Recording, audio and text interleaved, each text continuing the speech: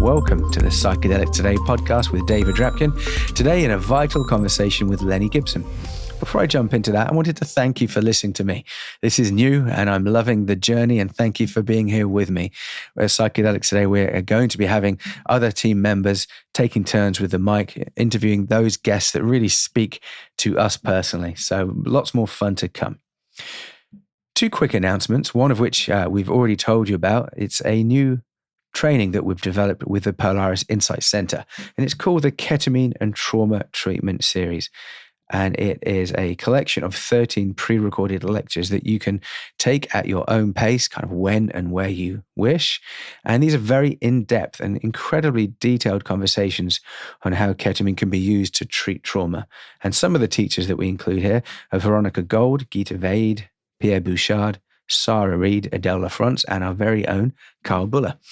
And if you'd like to get continuing education credits, they are available. And to find out more, go to psychedeliceducationcenter.com. Our second announcement is a little bit time sensitive. It's an event we're doing on Monday next week. So that's May the 9th at 1 o'clock Eastern time. And this is an online webinar with our friends at Chacruna Institute for Psychedelic Medicine. And it's titled The Indigenous Uses of Psilocybin Mushrooms and Psychedelic Capitalism.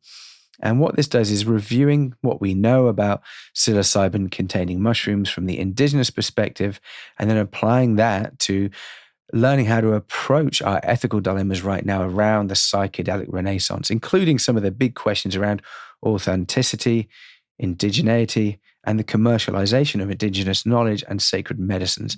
The two presenters are Nicholas Spears, an anthropologist and documentary filmmaker, and Dr. Bia Labate, queer Brazilian anthropologist and executive director of the Chacruna Institute for Psychedelic Plant Medicines.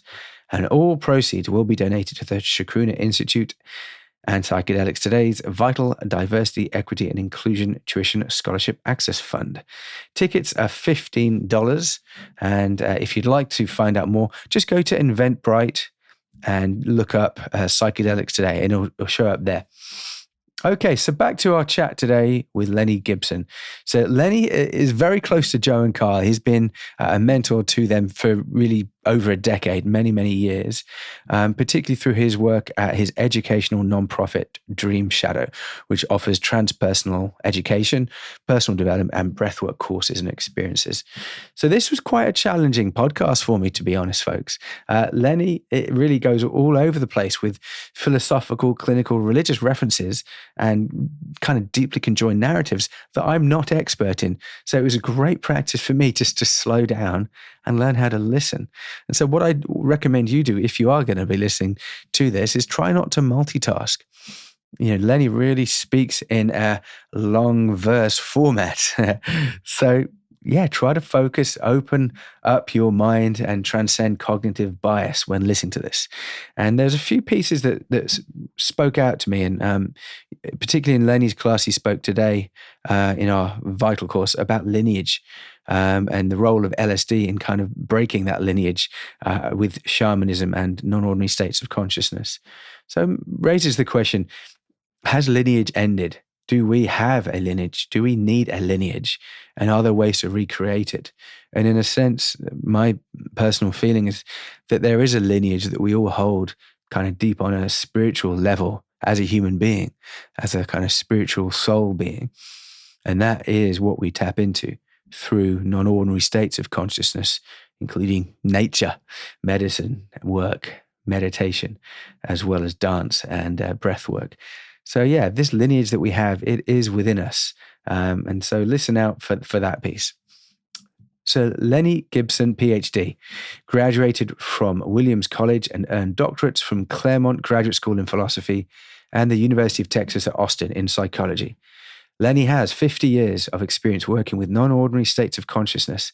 He's taught at the University of Tulsa and Lesley College and served his clinical psychology internship at the Boston, Massachusetts VA hospital. He also taught transpersonal psychology for 20 years at Burlington College, and Lenny serves on the board of the Community Health Centers of the Rutland region in Vermont. He's a survivor of throat cancer, where he facilitated for several years the head and neck cancer support group at Dartmouth Hitchcock Medical Center. Lenny is a past president of the Association of Holotropic Breathwork International. Enjoy the show, folks. Take care. Hi, everybody. Welcome back to the Psychedelics Today podcast with David Drapkin and Lenny Gibson. Lenny, real pleasure to properly meet you today and have an amazing conversation I'm sure we're about to have. How are you doing? Well, despite my age and infirmities, I'm doing pretty well. Yeah, we've been talking for about half an hour before we press record. So I am, really looking forward to this. I know there's tons to cover, multidisciplinary. So I'm really excited to hear what we're going to come up with. And I wanted to start off by thanking you for coming on the show. I know you kind of go way back with Kyle and Joe here at Psychedelics Today. So it's a pleasure that I can now join that esteemed group of people. And you're going to be one of our teachers on Vital. So you're teaching next week around shamanism, philosophy, and ancient Greece. So I'm sure we'll talk quite a bit about that today.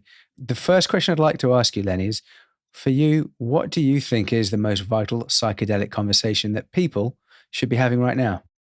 They should be having a conversation about the origins, and they might devote some attention to understanding something that Leon Russell, the American musician. So Leon Russell grew up in Tulsa, Oklahoma, which is colloquially described as the buckle of the Bible Belt. Now, and he said, "May the sweet baby Jesus shut your mouth and open your mind." And I think that's one of the most important things to understand about the conversation we need to have now. I'm not saying that that Jesus is the one to focus things on. You can take Buddha or Lao Tzu, take your pick of the person who is the icon of your religious and or spiritual attitude. So the same applies. Let your icon shut your mouth and open your mind, because otherwise you tend to be pretty dogmatic. So how do you open your mind? That would be my next question. How do we teach that to people? So another question we ask people is, what's the most vital kind of teaching point that practitioners need to learn? If we're talking about open-mindedness, how do we teach that as a practice experientially? By studying all you can about this stuff. It says in the Tao, Lao Tzu says, "The secret awaits the vision of eyes unclouded by longing." The secret is in plain sight. All one has to do is step back and pay attention. How do you educate people? How do you persuade people to pay attention? That's one of the most difficult things to do. There are all kinds of ways that it's been attempted. Shamanism being the first. I had a kitten once in my little cabin in the canyon outside of Los Angeles, and I had a chair. I didn't have much furniture. It was a one-room cabin made from a converted chicken coop. Wow! And the main chair I had, I think pretty much the only chair I had two rungs holding it together. So they were about 8 inches, legs, crossbar, legs, connection, crossbar. It's about 8 inches off the ground. And the kitten would get up, and they were only about 6 inches apart. Their function was just to hold the two sides of the chair together. And the little kitten would climb up on those with 2 feet on one and 2 feet on the other. And they were parallel. And the kitten would pretend that it was catching something. It would reach down between the crossbars and play going after something. And it did fine until it forgot that it was standing on the crossbars. And as soon as it did, it would fall off. And I put the teachings of the situation of that kitten as a situation that all of us have to confront. Babies don't have any problem paying attention, but they have to pay attention to their mother. But gradually, as their world expands, they kind of can lose that connection. So we all know, our history extends back to that moment when we were born. And if we can get back to that original face, as they call it in Zen, we're fine. It's when we forget who we were before we were born, as Zen reminds us, that we lose it. So the whole project of Zen is to recover the original mind. Meditation is one of the techniques they developed.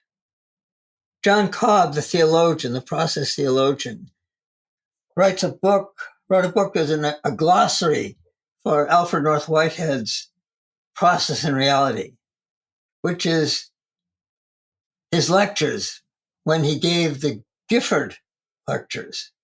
And when he started out, there was a significant audience because he was quite well known in intellectual circles. For his last lecture in the series, only one person showed up. Oh, I'm sorry to hear that. Well, it didn't bother him at all. Mm. And that tells you basically about the difficulty of Process and Reality.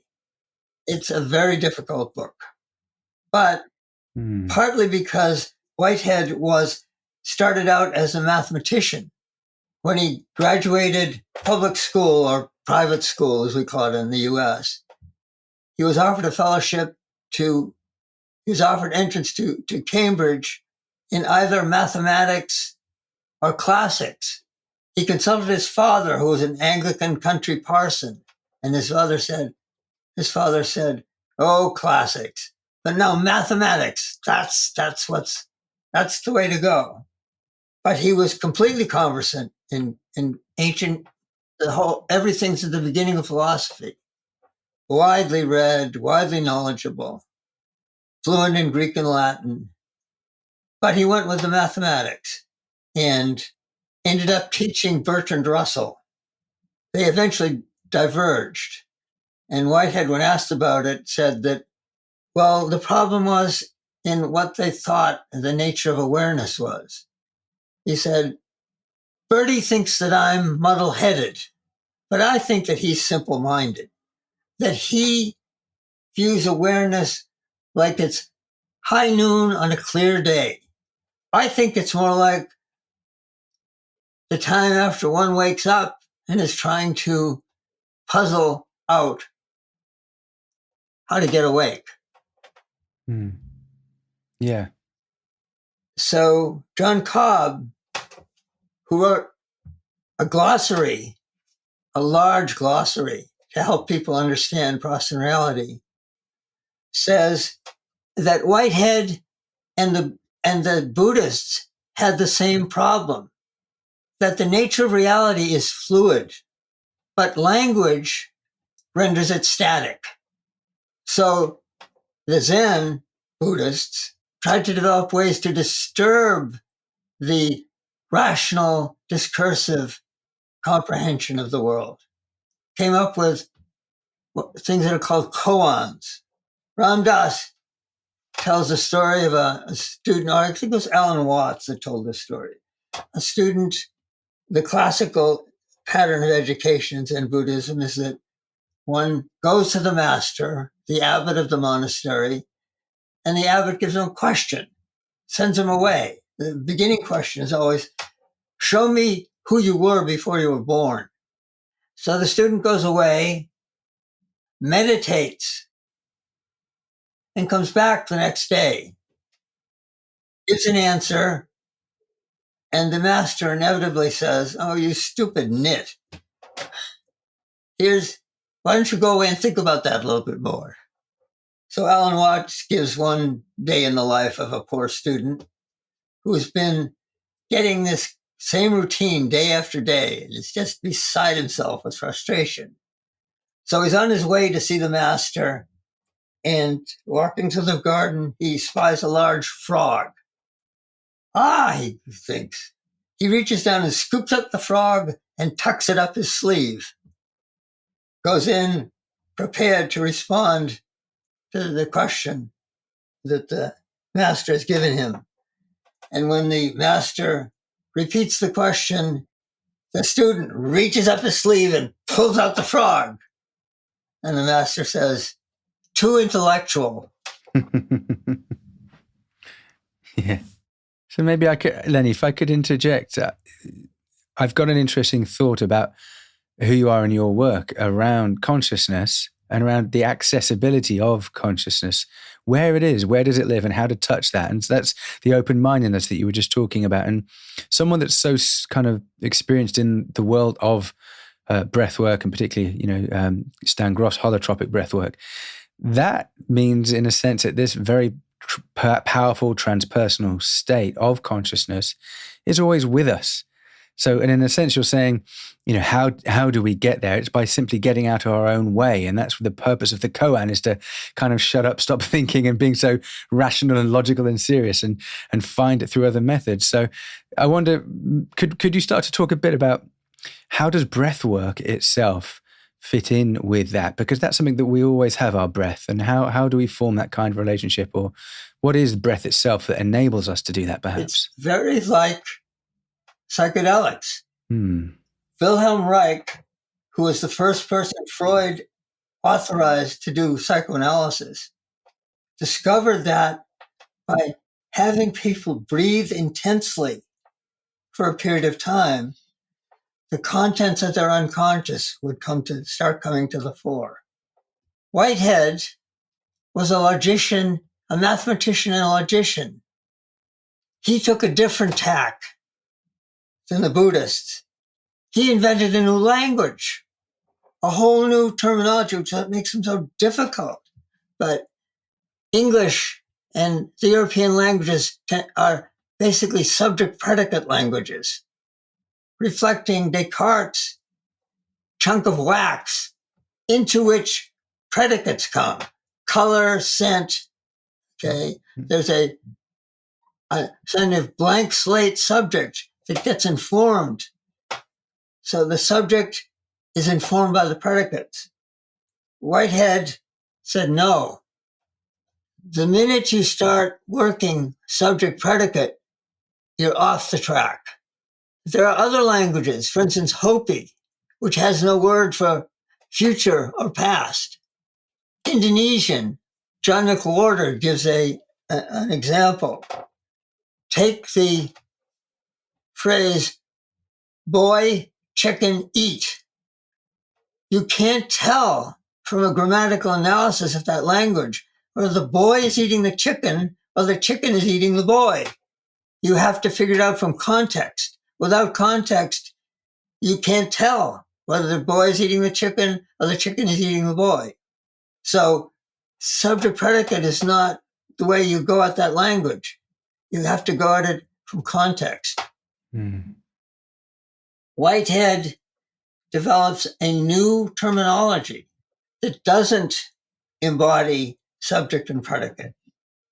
Shamanic initiation is an effort to get people in a place where they see the world in a way that can't be explained discursively.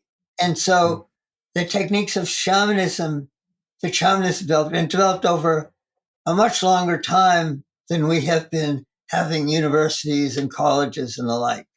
And some of their techniques are mild, like meditation, and some of them are pretty severe, like the American Plains Indians.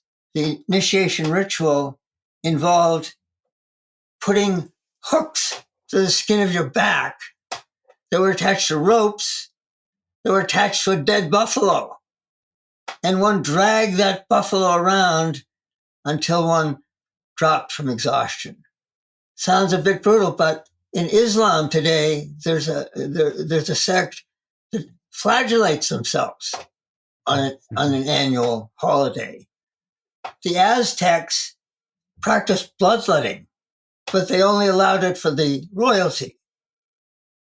We have a frieze from an Aztec temple that shows a queen pulling a thorned rope through her tongue to keep bleeding. For men, there was a special stool on which they sat so they could expose the head of their penis, which they could slit in order to bleed. That isn't much practiced today. Yes, I'm quite pleased to say that. So there's definitely, the breathwork side of things. Breathwork is, you're not going to get accused of abuse. Yeah. Yeah. But we're talking about a place of awareness that can be reached through different methods. And through extreme methods. Some kind of extremity is usually involved. And what Reich discovered was one could provoke an extreme experience just by getting people to breathe deeply, rapidly, and intensely for a period of time. Stan Grof, in the first book he wrote, which is called Realms of the Human Unconscious, described LSD as an unspecific amplifier. It facilitates settling deeply into one's experience, not consciousness, but that level of experience that is below consciousness. It is deeper than consciousness. Consciousness is largely a surface phenomenon. We use it colloquially without understanding that mostly. But Whitehead says, no, the foundation is experience. So extreme circumstances can provoke a person to go deeply within themselves to discover the core of experience. That is the heart of whom they are, or the soul of whom they are. So I look at all of these techniques, the various shamanic and psychedelic, etc., techniques, as techniques for deepening one's experience, to going within. As Thomas, as it said in the Gospel of Thomas, if you go within, it will save you. If you do not, it will destroy you. They didn't allow that in the official Bible of the Roman Church because it was too threatening. So instead, Thomas went off to India, and Christianity developed in India prior to its development in Europe. Oh, it's interesting. Yeah. Go within. How do you go within? Well, you can set out intentionally to do it. There you run into the problem that you have to realize that your longing to go within keeps you from going within. As long as you long for it, as long as you seek it, you won't find it. You only find it when you stop looking. And stopping looking is difficult because our whole life we're taught to pay attention on a superficial level. Don't do that or you'll get slapped. So a child is educated in conforming. And conformity and deep understanding don't go together.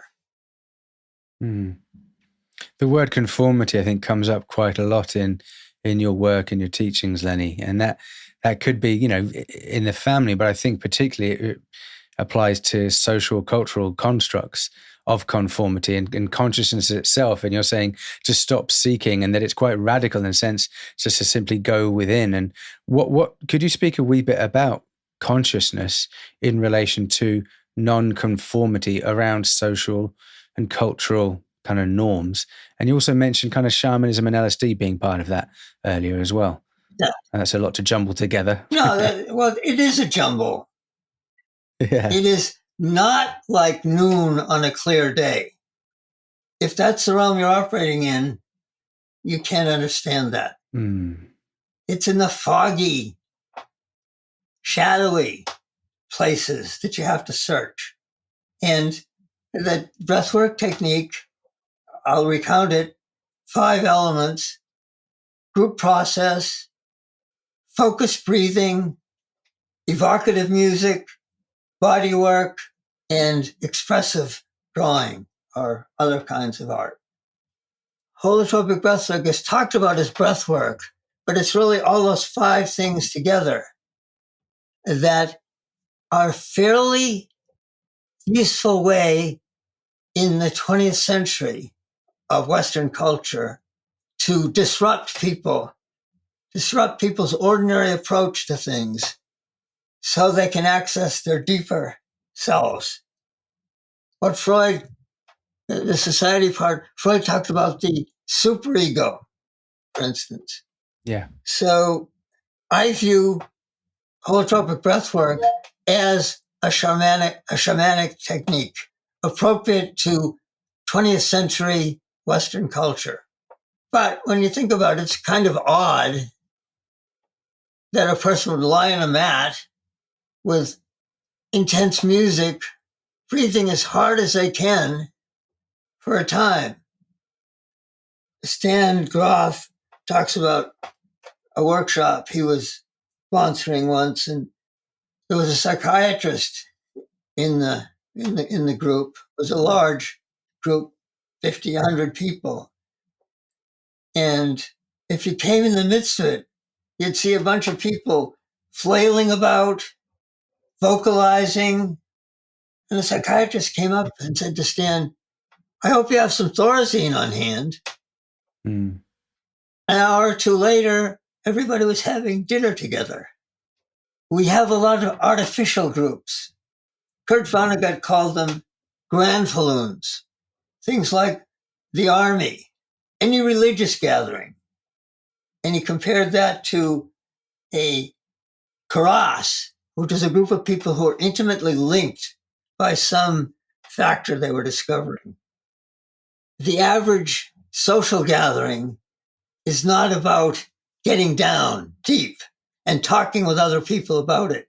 It's not letting yourself be seen screaming and flailing in a cocktail party. If you do that, somebody will be on the phone looking for psychiatric advice. Mm. The most real social situations are, for instance, the protests that spring up spontaneously over police brutality. So the function of these various techniques have a common goal, which is to break one away from the standard social context and the standard educational context, the standard rational context. But you can get in, it's got to happen in a situation where you feel safe. An automobile accident where your car is rolling over the edge of a cliff is not a safe situation. So the other part of the holotropic technique is the facilitator must create a safe situation so a person can go back into their history, re-experience events that were traumatic when they happened, but re-experience those techniques, that experience when you're in a safe situation. Safety is absolutely important. So the breathwork, a breathwork facilitator that's doing a workshop has to first establish a feeling of safety in participants. Yeah. The shaman has to give people a sense that they are safe in the face of the extreme things they're going to come into. And that the shaman has an advantage because a person undergoing initiation, for instance, that initiation comes out of a culture, a tribe that's supportive. During most of human history, the tribe was the singular resource that people had. There were no supermarkets. There were no hospitals. The only thing you had was the support of the people in your tribe. And we are all the descendants of successful tribes. The tribes that did not develop deep relations between the members didn't survive. Easter Island, that culture disappeared. So the shaman has an advantage over the modern Western therapist, if you will, in that the shaman has the cushion of the safety of the tribe. So it can push people pretty hard. And that's one of breaking out of the constraints of a culture. Instead of, as we need in modern times to break out of the constraints of the culture, the tribal person is supported by the lineage of the culture, by the practice of the culture. And in modern times, we think of those practices in a tribe as the religion of the tribe. Tribe didn't think of it as religion. The tribe, that was just how we do things. Yeah. Only later did scholars call it religion. So, Lenny, hearing what you're saying there around rites of passages and initiations and kind of cultural transmission of traditions, I know that you've spoken quite a lot about ancient Greece, the Eleusinian mysteries, and what would happen for certain folks in that culture around transmissions and initiation. So it feels like now is a good point to dive into that, if you don't mind. Could you just explain, first of all, what was it that went on back then, and what do we think that means, and then how do we kind of extrapolate that onto contemporary society? That would be kind of part 2 down the way. We don't know, because initiates were sworn to secrecy. And there may be 1 or 2 cases of things being revealed.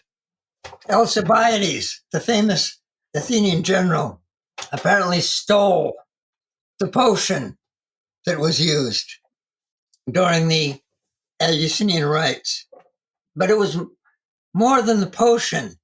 The Eleusinian rites began a week or 2 in advance, when people fasted. And only after an extensive period of fasting did people tramp out over the hills to the temple at Eleusis. Greek culture acknowledged spirits, more than acknowledged. In ancient Greek culture, one lived in the realm of spirits. Thales, the first philosopher that we learn about in the Western tradition, said, among other things, but one of his most important things was he said, everything is full of spirits. And he did not mean that in a Cartesian sense, although he gave it as one instance of why a magnet works, a lodestone. The magnet manifests spirits, shows the importance of spirit. It attracts things to itself without any intervention. So it was supported by mythology. It developed out of it developed from shamanic origins. And so the Eleusinian ritual was just part of the culture. Mm-hmm. There were very few people of any social rank that around Athens that were not initiates. Pindar says, who was an initiate, gives us one of the most explicit characterizations of the ritual. He said, it was dying before dying. We call it a near-death experience today. But Eleusis was only one instance of the various cults that Greeks had experience with. They have been characterized in 2 ways, or there are 2 persons that these rituals that had similar rituals. At the center of the Eleusinian ritual was the myth of Demeter and Persephone. Persephone is the daughter of Demeter, a lovely young woman, out prancing in the fields one beautiful spring day, when Hades, the god of the underworld, spied her. He scoops her up, bears her off to the underworld. Demeter, who is the goddess of growing things, the goddess of agriculture, Ceres in Rome is her name. Like any mother would, or pretty much any mother, she becomes distraught at losing her daughter to this underground rapist. She appeals to the other gods to intervene, gets no response. So she hits upon the strategy of, since she is the goddess of growing things, stopping things from growing. That doesn't get the attention of the gods because the gods live on nectar, ambrosia. But after a while, they realize that's okay. We've got plenty of ambrosia. But if the human beings all die of starvation, there won't be anyone to worship us. And so they get to work out a compromise that Persephone has to stay in Hades for 6 months of the year, and then can be with her mother 6 months of the year. And that's where the cycle of winter and summer comes from. Mm. And this is not a matter of doctrine so much as, of course, the reason there are the seasons is because it's Demeter and Persephone. And so this ritual, which involves some kind of potion, the Kykeon, is not about the substance. It's about the belief and understanding in the culture that, of course, the seasons must have something to do with the gods. The two main categories of rituals, besides the Eleusinian mysteries, focused on one, Orpheus, and two, Dionysius. So Dionysius was the child of Semele. Semele was another attractive woman, and Zeus started an affair with her, but he never showed himself to her because she was a mortal. And if a mortal were to look upon a god, poof. So, but apparently he was, despite not revealing himself, Semele was happy with her relationship. But her girlfriends started to say, hey, who is this guy? You don't know who he is. You know, he could be putting you on totally. He's not a god. He's just a seducer. Finally, it gets to Semele, and she starts working on Zeus. You know, it's the old diamonds are a girl's best friend ritual. And finally, she convinces him to reveal himself. And when he does, poof.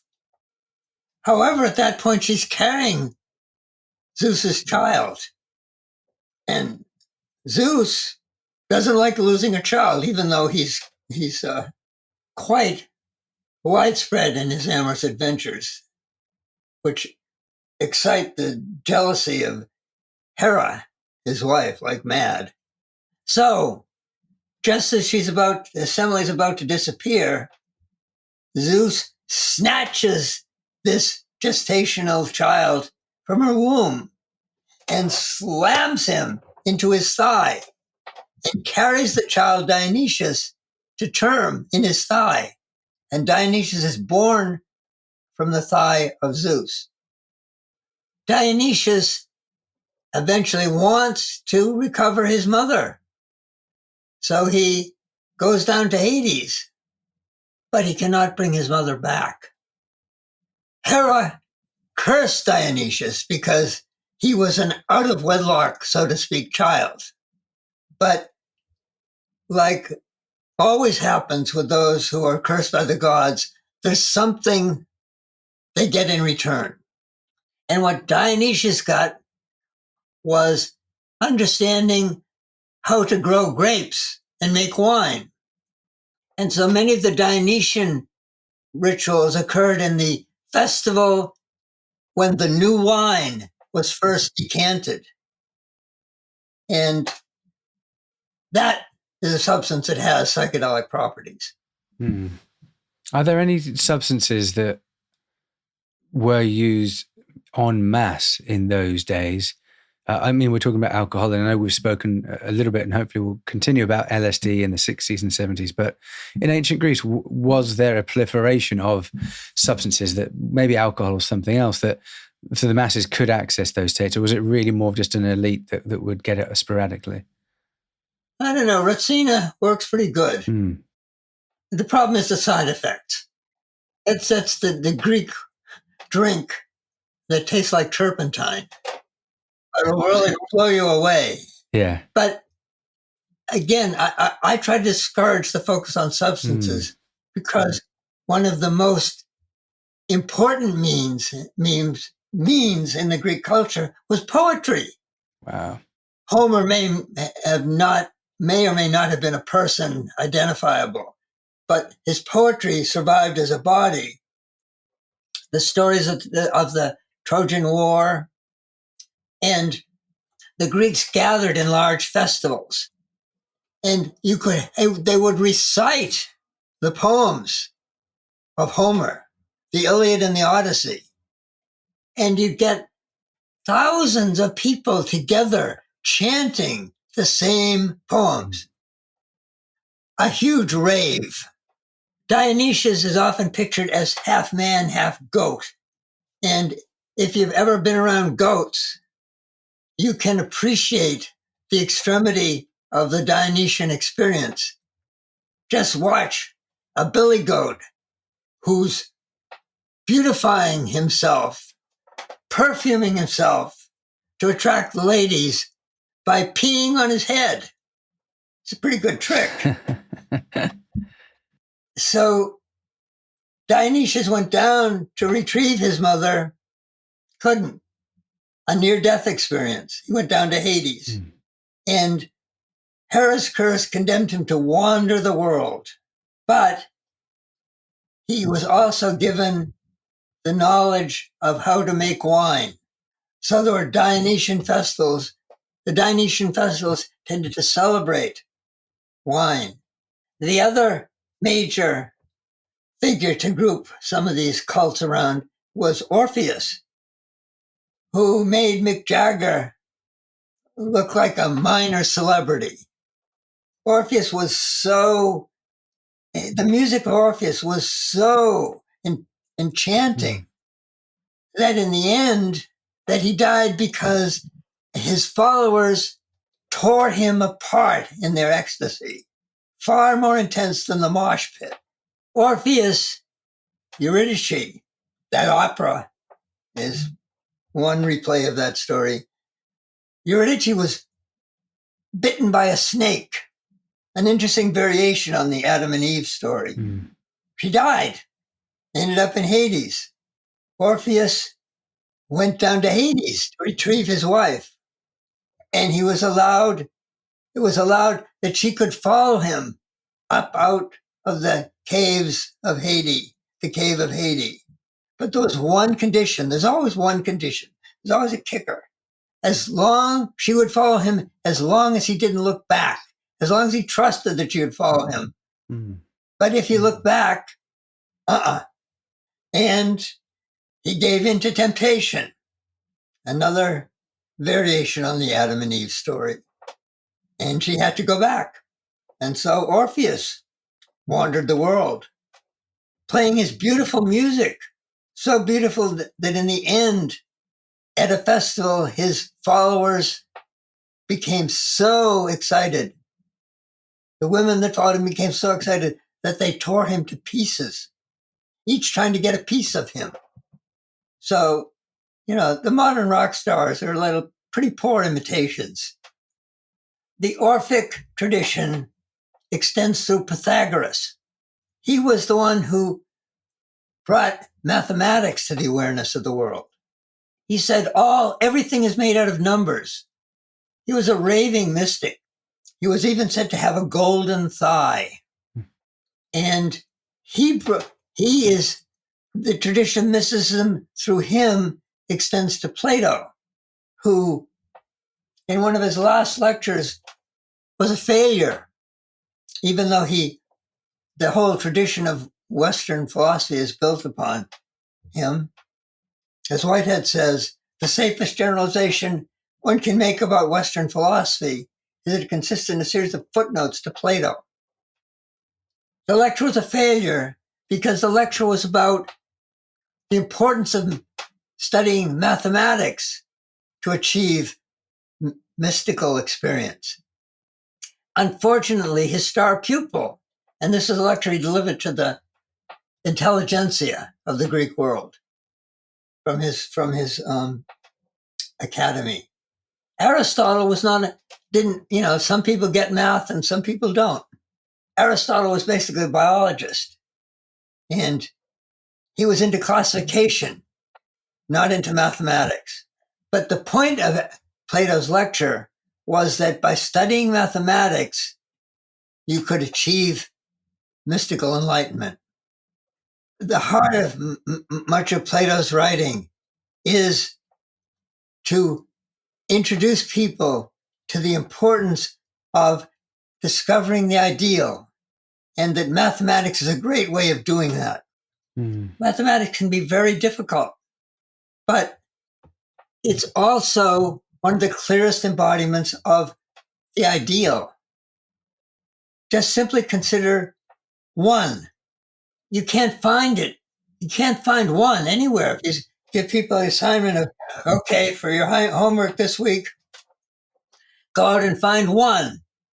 No, it's not tangible. It's exemplified in many different situations. There's one cabbage and one banana and one lion. But you can't, one exists independently of any tangible situation. And Plato describes how to get there. In his book, The Republic, he talks about the levels one has to go through, starting from appreciation of the ordinary into the appreciation of ethical behavior, the appreciation of theory, and finally the understanding of why theory works, how it is that theory can explain things. And then once you get that, then you have to go off the edge and discover the good. Ton Kalan, the good, the true, and the beautiful. And when you go off the edge, is that devoid of kind of philosophical concepts or linguistic concepts? Is it kind of relinquishing those into some kind of unknown space? Because so far it sounds to me like the philosophy is a good construct and a ladder, but it differs to, say, breathwork, as you were talking about earlier, because that's also a ladder that kind of ascends consciousness, but without linguistic or conceptual frameworks to build upon. Holotropic breathwork is interesting in that it solves the problem of the difference between behaviorism and depth psychology as means to understanding. Stan pulled this together serendipitously or in terms of synchronicity. Yeah, Stan Grof, yeah. And it combines a behavioral aspect with depth psychological analysis, which the people start doing themselves as a result of their breathwork sessions. After session, people form a circle and talk about their experiences. And the things people say beat anything I've heard psychiatrists say. So that the absolutely most impressive thing about Stan Grof's discovery in pieces, it came together for him, that if you empower people in accessing their deepest self, you will get everything you could get, more than you could get by having a psychoanalyst talk to them about themselves. Okay, but you combine it, so you use a behavioral technique, and then you give people the opportunity to operate as experts in themselves. You don't have a person explaining themselves to them. You have people explaining themselves to other people, both after having experienced an intense excursion into their depths. So without wanting to oversimplify it, I'm getting a sense that the behavioralism and cognitive traditions of therapy have a place, perhaps more as an initiatory kind of preliminary process for developing the self-knowledge that then moves into that kind of depth psychology, stepping into that beyond that no one else can possibly fathom other than that being within themselves. And it's bloody hard to put words to it and to make sense of it. And it can be potentially quite scary as well to go into that unknown without a sense of what this means and where is it coming from and what do I do next? Nobody else can do it for you. You have to do it by yourself. It's an old Christian hymn. So maybe I'll just bring that up again. We've touched on it a bit before. There's a radical kind of countercultural aspect to what we're talking about. No one can do this but you. And in a sense, that sense of autonomy and freedom that people can get from the Eleusian tradition or from breathwork or from LSD, as you've mentioned as well. It's radical. And, you've mentioned the war on drugs in the past as well, Lenny, and how that came as a kind of consequence of the counterculture of the 60s and 70s.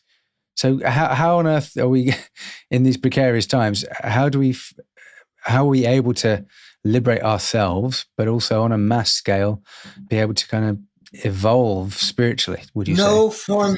Help us out here. No formula. There is no formula. There have been many attempts to formularize it, but we've lost touch with a lot of them. Modern technological society is not conducive to that understanding. And I've just published an article in the Psychedelic Press that sees, and I'm writing it from another perspective in a book I'm working on, which chapter 5 is entitled Shamanism Before and After LSD. Shamanism before and after LSD. Wow. So LSD really is that crucial to society? Well, it's not as a substance, but as a historic marker. After long appreciating the consequences of LSD, I got a chance to meet Albert Hofmann. I went up to him after his lecture, and I was tongue-tied. I mean, awestruck. Not even by his lecture. I don't remember a word of the lecture, but by having the opportunity to actually meet this guy, I was tongue-tied. I was going, I had no idea what to say.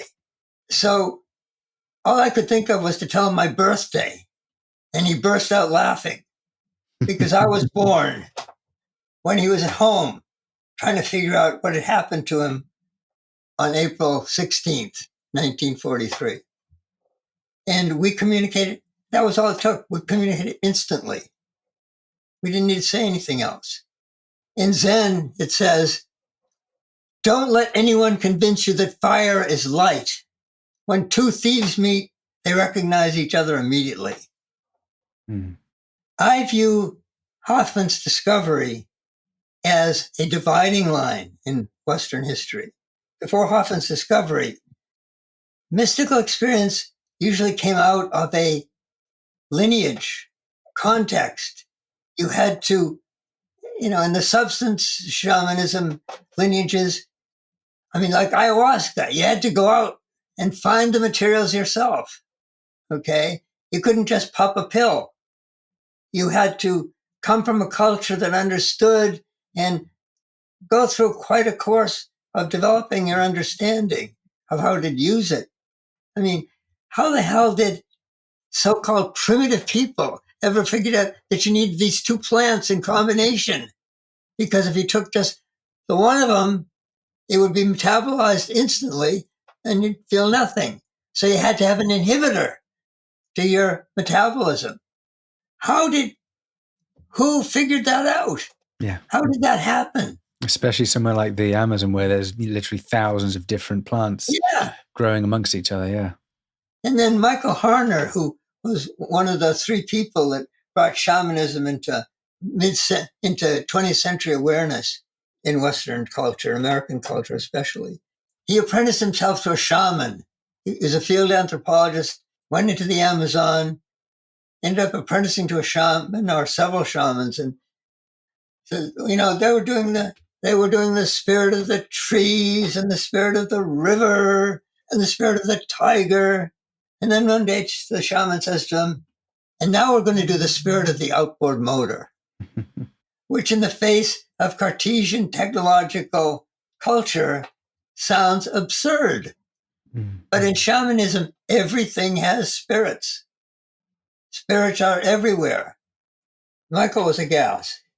He talks about, he'd stayed overnight in a village, and a missionary had come a few days before. And he said that the people were easy prey for the missionaries because they had heard all their own stories. They were boring, but the missionaries brought these new stories. And the next day, the missionary had to go back. They were heading down to the river for his boat because that's the only way you get around in the Amazon. So they're walking along, and a bunch of guys chatting, and he's saying, wow, the missionary, wow, we really love that Lazarus story. That was great. And we tried it and it works. At which point the missionary began to move more quickly, raising a person from the dead. It's just a theological idea in Western culture today. But at the heart of it is the near-death experience. As Pindar said, dying before dying. Yeah. And there's death on the individual human level of ourself and our body, but also there's death of humanity and of society and of the earth. And I know as we're almost out of time, Lenny, at the beginning you mentioned someone called Ian McGilchrist, who I've never heard of before, particularly in relation to the kind of left hemisphere of the brain, but I think also around kind of evolution of humanity, where we are currently, in this state, and perhaps around death itself. So would you like to just mention his work a little bit and how it pertains to some of what we're talking about and what interests you in Ian in particular? Well, it interests me particularly because it comes at the same thing Whitehead was trying to get at, the difficulties of modern Cartesian culture. Whitehead says most people that are considering mystical experience come at it from the study of religion. Whitehead says, I came at my mystical experience from the study of mathematics and physics. And for a long time, since him, I haven't discovered anyone who's really expanded upon him. But McGilchrist is a psychiatric neurologist. And McGilchrist's story is that he was a literature professor. He became distraught because it seemed to him that postmodern criticism was destroying poetry. So he quit. At age 30, he entered medical school, became a psychiatric neurologist, and has, over the years, developed a literary perspective and brought that together with a perspective that there are two basic things that the brain has evolved to help human beings with. Mammals have developed this differentiated hemispheres in the brain. McGilchrist says, well, mammals need to do two things. First of all, they need to eat. And second of all, they need to avoid being eaten. To find food, you need to be able to focus on the particular. And the left hemisphere has evolved to service that. However, when you're eating, if you don't pay attention, if you don't have a global awareness, instead of focusing on the potato chip, something will sneak up on you and you'll become food. Mm. So the reason we survived is because besides the ability to find food, we developed the ability to have a global awareness. So we'd not be distracted totally by the food, but to keep the awareness that would keep us from being eaten by the tiger. That's the heart, but he goes into much more detail and provides and a, I don't want to say supportive, I don't want to say complimentary, but he's the first major scientific confirmation of some of Whitehead's ideas. For Whitehead, we die and are reborn every moment. A moment is a perishing of the previous moment and a becoming of the next moment. So one moment of ourselves perishes, and the next moment it is reborn. Mm. And Whitehead talks about that in terms of quantum physics. And how does McGilchrist speak to those pieces about? In terms of physiology, neurophysiology. Interesting. Wow. Yeah, no, interesting. Yeah, I'm just thinking about some of the other models that we have around kind of neurobiology and neuroimaging, particularly with psychedelics and psilocybin, the impact on the brain, or ketamine and the impact on the brain, and kind of neurogenesis as well, but also that neuroplastic window. I'm not sure if that has relevance to this. Werner Heisenberg, interesting guy, a Jew who survived in Germany because he was considered so important to German science that they gave him a pass. And he says one of the things that comes out of his study of quantum mechanics, and he's one of the major authors of the theory, is that we get to the point where we're beginning to understand the activity of the cell. And the deeper our understanding is, we can see that there is no essential difference between what the Cartesians call inanimate and what the shamans consider animate. That there is no dividing line between animate and inanimate. And we're just starting to discover that. Follow some of the stuff that's going on with CRISPR technology, for instance. Now, Whitehead, so there's McGilchrist coming at this from the point of view of neurophysiology and poetry. And Whitehead comes at it, as he says, from mathematics and physics. And he gave a lecture as president of the British Mathematical Society at one point. And in 1914, he gave a lecture about education. He was talking to a bunch of math teachers. And he concludes his lecture. Remember, this is to math teachers. He says, we can be content with no less than the old summary of educational ideal. And remember, he was a classicist. Yeah. The old summary of educational ideal, which has been current at any time from the dawn of our civilization. The essence of education is that it be religious. And he's saying this to mathematicians. Now, Whitehead was Victorian, so religious doesn't mean to him what it means contemporarily. We instead would say that it be spiritual. That's what religious meant to him. Yeah. And so he says, in a nice little Victorian pun, pray, what is religious education? A religious education is an education which inculcates duty and reverence. Duty arises from our potential control over the course of events. Where attainable knowledge could have changed the issue, ignorance has the guilt of vice. And the foundation of reverence is this perception that the present holds within itself the complete sum of existence, backwards and forwards, that whole amplitude of time, which is eternity. That's a mathematician speaking. It's the one, it's a singular quote from Whitehead, from Whitehead that Pete Seeger recalls, because his brother was attending Harvard, and after Whitehead had come to America and was teaching graduate seminar, and his brother called Pete up and said, "Hey, Pete, you gotta come over here. This guy is really something else." And so Pete went over.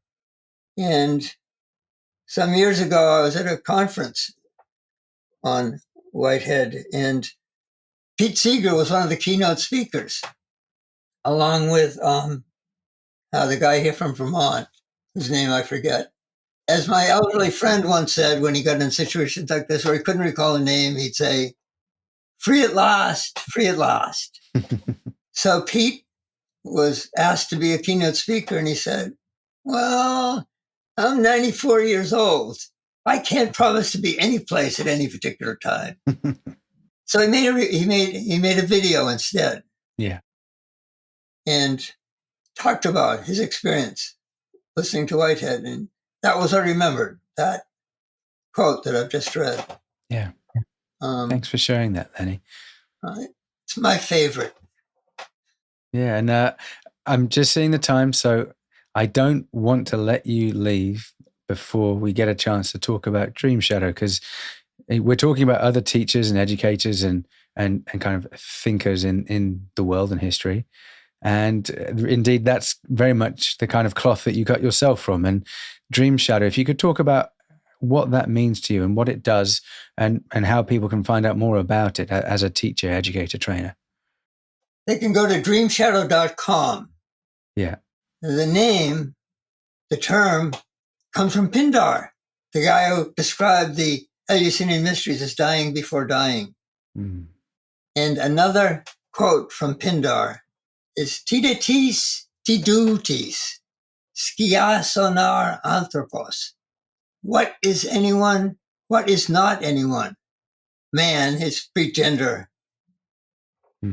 wording distinction. Man, anthropos, which didn't mean you were male genetically.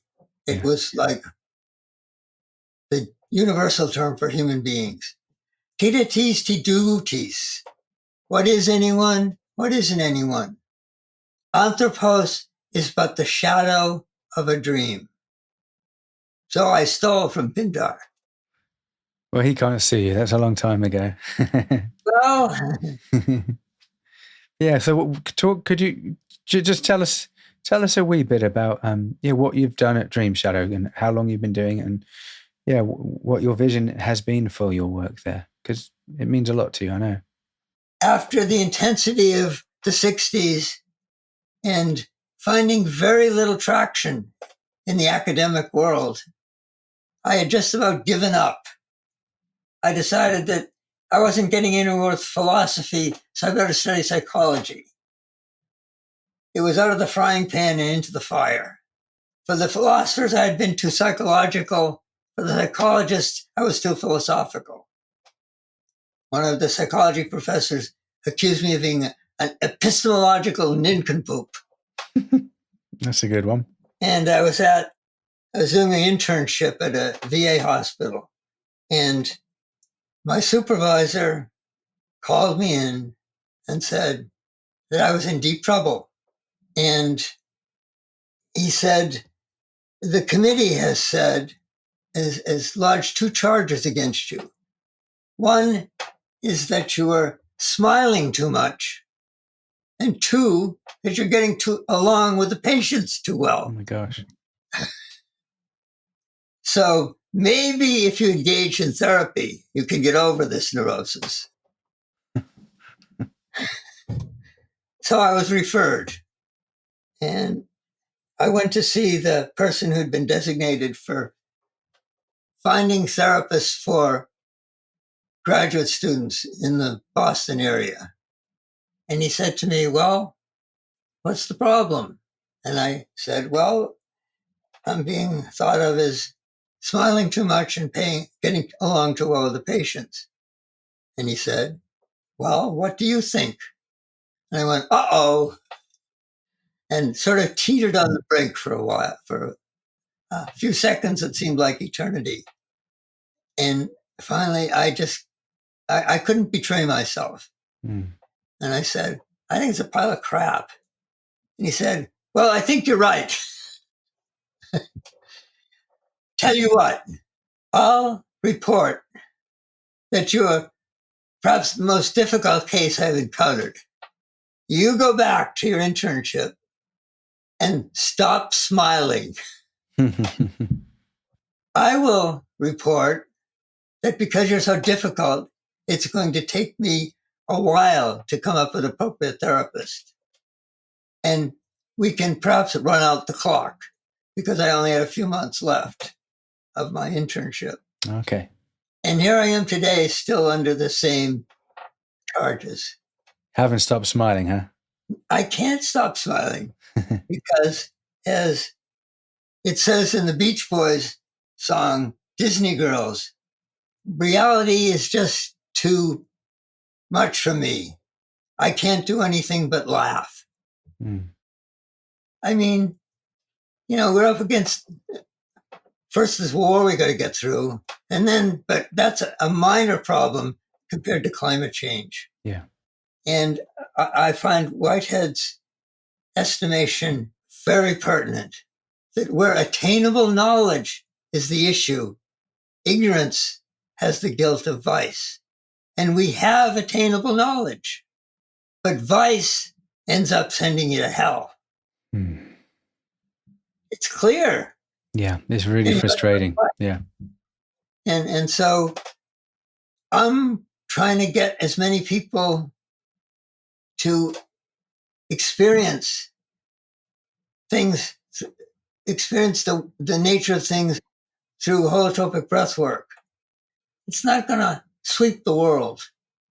But as Bucky Fuller, when asked what the purpose of human life was, said, well, and he was an engineer, one of the best ever. He was asked, well, what's the meaning of life? After an hour and a half lecture in which he talked about anything you could imagine, from naval architecture to ephemeralization. And he said, well, an engineer can build a perfect machine, but someplace on down the road, that machine is going to need adjustments. That's our job, making adjustments. Mm. And the question continued, well, what does that mean we should do? And Fuller said, act with integrity. Mm. There's no prescription. Yeah. Now, I don't know what's going to happen, just like Yogi Berra said, but you can observe a lot just by watching. Yeah. And maybe just as a closing thought, I think it is quite hard to watch literally what is happening right now. And it is very easy to turn our gaze and not pay attention to what is happening around the world and with others just in our world, as well as in our own being. And yet that integrity, that ability to engage with the problems, with the questions, without knowing exactly what is going to happen. There is no map to say how to do this, but to act with integrity, to meet it head on is key. We're too comfortable, and we do not want to disturb our comfort. Well, I have to say, Lenny, speaking with you, I've definitely been uncomfortable in the fact that I've been out of my comfort zone in speaking about and learning about all these things. But I've also felt very comfortable in just loving getting to know you and connecting with your warmth and, your kind of beautiful energy. So it's been an absolute pleasure talking with you today, Lenny. Thank you so much. You're very welcome, David. And I enormously appreciate this opportunity and appreciate how it begins with my meeting Joe and Kyle and appreciating all the work they have done. Yeah, the feeling's mutual, and it's lovely to know that it's a kind of Genesis story and where it goes next and what happens in the future. We don't know, but we'll figure it out. Yeah, and thank you so much for being one of our teachers on Vital, Lenny. And this has been one of our Vital conversations, so it's been great to really cover some ground that is, for a lot of our listeners, I think quite unusual, uncommon. So it's very important to have this included in our history. Thanks so much, Lenny. Well, I'm thankful because we've got a lot of work to do to ever since Hoffman's discovery, it's pointed up that there is no lineage. If you came up in a shamanic culture, you knew your lineage. People are struggling today to find how to connect with our history. Psychedelics are helpful, but they're no substitute for lineage. Chemistry doesn't come with a lineage. A pill doesn't come with a lineage. We've got to find and build new lineages. Amen. That's beautiful. This has been David Drapkin on a Psychedelics Today Vital Conversation with Lenny Gibson. Thank you so much, Lenny. You're very, very welcome. Welcome back, everybody. You made it to the end. Congratulations. That was a long episode, and I hope you enjoyed it. I feel honestly privileged to have spoken to Lenny for that long, to really tuned into his energy. He's a very, very special and beautiful human being. And speaking of human beings, one piece I got from Lenny's chat was that humanity has really been on a collective journey for millennia, often fragmented, but that we've been searching on a quest for meaning and how to communicate that to each other and how to experience that collectively in the moment. And at times it's looked very shamanic, indigenous, traditional, kind of nature focused and tribal. And at times it's become, more philosophical and kind of nation based and kind of societally kind of structured. And then we've evolved into it being, more philosophical and scientific and with formalized religion. But nevertheless, there's still this search and this experience of consciousness that defies words, that cannot be contained. And so that lineage within us is perhaps being refound right now, this kind of numinous infinitude from within that we can connect to. So beautiful to understand that the evolution of humanity is continuing and we need it now more than ever. And Lenny was saying that definitely in relation to climate change, amongst other things. So if you'd like to leave feedback for us or ask any questions, then you can send an email, info@psychedelicstoday.com. And if you haven't yet subscribed or liked us on social media, Psychedelics Today is literally everywhere. So go ahead and find us wherever you like to play around and get all of our updates there. And if you're feeling generous, then please do make a donation to patreon.com/psychedelics today. All right, that's all from me. Hope you're all well. Have a lovely day. God bless.